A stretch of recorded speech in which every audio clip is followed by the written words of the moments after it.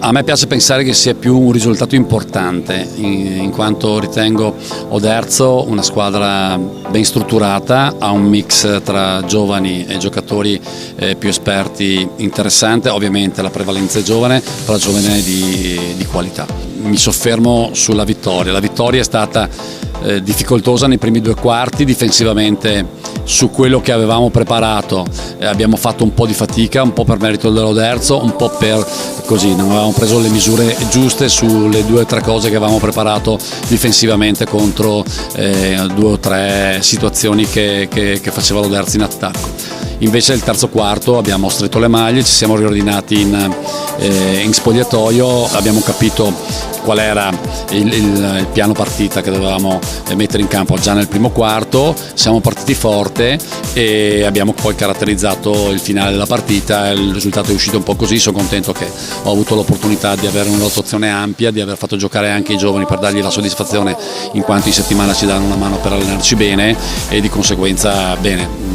Mi soffermo su 2 punti importanti contro Oderzo. Sì, sicuramente abbiamo fatto un buon primo tempo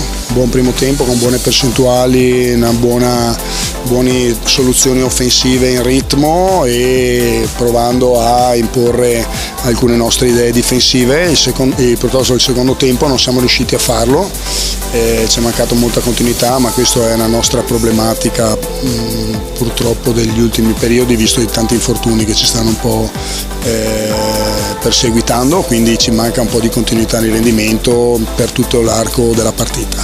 e non siamo riusciti ad arginare i loro punti di riferimento, quindi ci hanno fatto molto male con le penetrazioni di Chinellato e sotto nelle vicinanze del canestro con Beffatto e Campiello. Per quello che riguarda noi siamo crollati proprio a livello di percentuali offensive durante il secondo tempo, ci ha un po' scoraggiato, ecco, in questo caso qui credo che sia la parola giusta. Dobbiamo trovare il modo di non perdere fiducia quando le cose non vanno come vorremmo. Invece già le partite quest'anno o si vince o si perde di 20 punti e questa è stata la conferma, e quindi dobbiamo trovare sicuramente il modo di essere più continui.